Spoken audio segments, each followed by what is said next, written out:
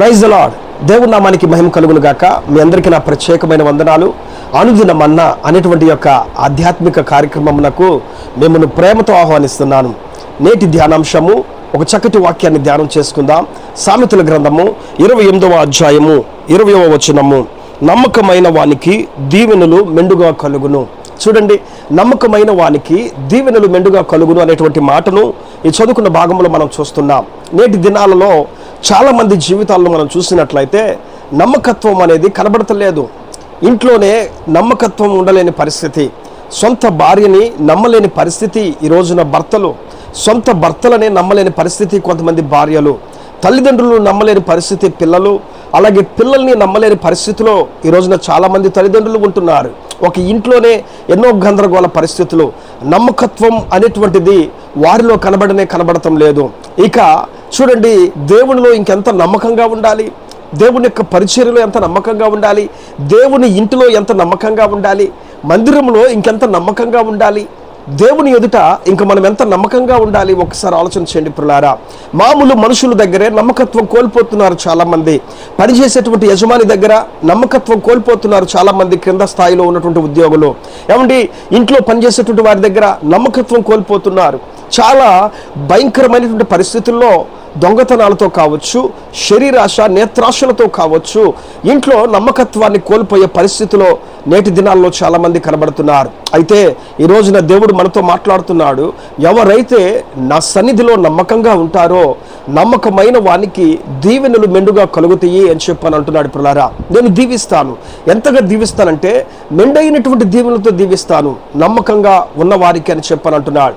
Bible గ్రంథంలో మత్తయి సువార్త 25వ అధ్యాయం 14వ వచనాన్ని కనుక మీరు చూసినట్లయితే, అక్కడ ఒక మనుషుడు దేశాంతరము పోతూ తన ఆస్తిని కొంతమందికి అప్పగిస్తున్నాడు.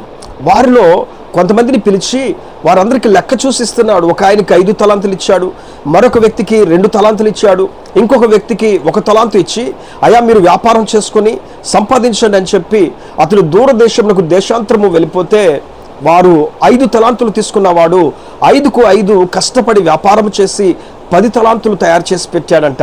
అలాగే 2 తలాంతులు తీసుకున్నవాడు 2 తలాంతులకు 2 తలాంతులు 4 తలాంతులు చేసి అక్కడ కష్టపడ్డాడు, సంపాదించాడు. కానీ 1 తలాంతు తీసుకున్నవాడు, నా యజమానుడు నాకు ఇచ్చిన వ్యక్తి కఠినుడు, ఇతడు ఎప్పటికైనా లెక్క అడుగుతాడు నన్ను అని చెప్పి ఆ గుడ్డలో చుట్టి గోతి తీసి ఆ గొంతులో దాచిపెట్టి అతడు వచ్చినప్పుడు అతనికి ఇచ్చింది అతనికి ఇచ్చేద్దాంలే అని చెప్పి ఎదురు చూస్తూ ఉన్నాడంట. కొన్ని సంవత్సరాల తర్వాత ఆ దేశాంతరము పోయినటువంటి యజమానుడు తిరిగి వచ్చి వీరిని లెక్కలు అడిగితే 5 తలాంతులు తీసుకున్న వ్యక్తి 5కు 5 10 తలాంతులు ఇచ్చాడు. అప్పుడు ఆ 5 తలాంతులు 10 చేసినటువంటి మనిషితో అంటున్న మాట తెలుసా? బలా నమ్మకమైన మంచి దాసుడా, నువ్వు కొంచెంలో నమ్మకంగా ఉన్నావు, నువ్వు 10 పట్టణాల మీద అధికారిగా ఉండు అని చెప్పి అతనితో చెప్తున్నాడు.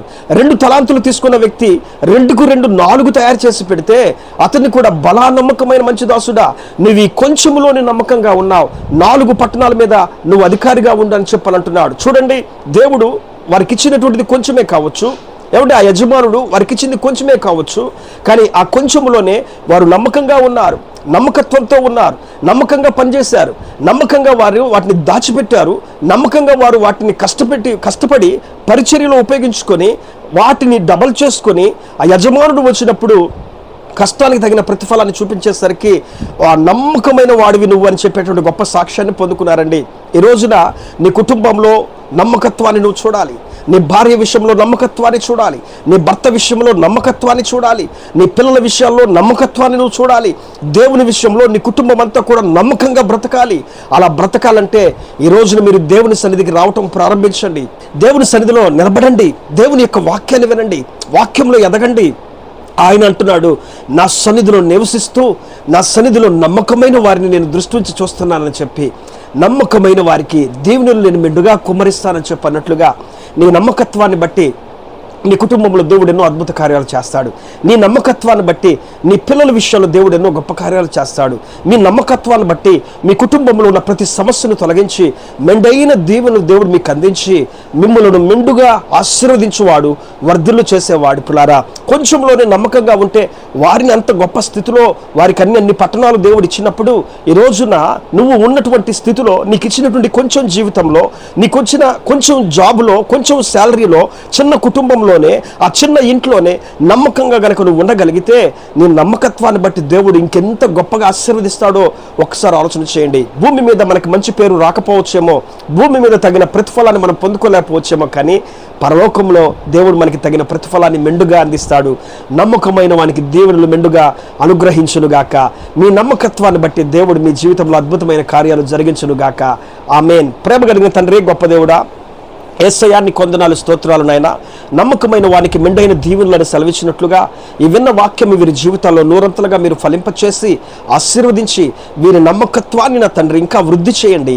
నీ సన్నిధిలో అలాగే వీరి కుటుంబాలలో, వీరి దైనందిన జీవితాలలో, వీరు చేయుచున్న ప్రతి పనుల్లో, వ్యాపారాల్లో, ఉద్యోగాల్లో నమ్మకత్వంగా పెరిగి నమ్మకమైనటువంటి వారిగా పేరు సంపాదించుకోవటానికి కృప చూపించమని, ఆ నమ్మకత్వాన్ని బట్టే మీరు మెండైన దీవులతో వర్ధిల్ల చేస్తానన్నట్లుగా మీ మెండైన దీవుల్ని కుటుంబాలన్నిటి మీద కుమ్మరించి వీరి జీవితాల్లో అద్భుతాలు జరిగించమని యేసు నామములో ప్రార్థించి అడిగి వేడుకుంటున్నాము పరమ తండ్రి. ఆమేన్, ఆమేన్. ఈ వాక్యం మీకు ఆశీర్వాదకరంగా, దీవెనకరంగా ఉంటే మిమ్మల్ని బలపరిస్తే ఈ వాక్యాన్ని ఇతరులకు షేర్ చేయండి.